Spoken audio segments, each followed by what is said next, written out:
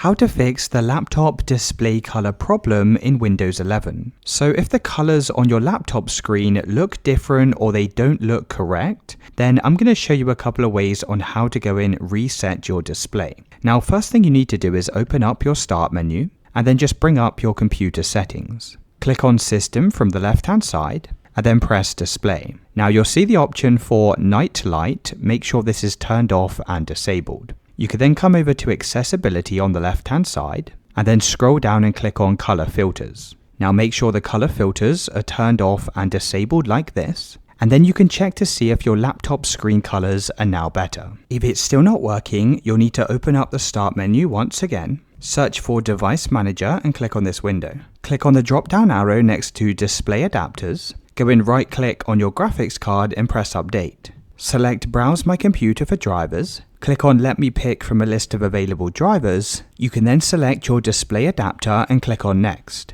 Once you've done this, you'll need to restart your laptop and the color problem should now be fixed.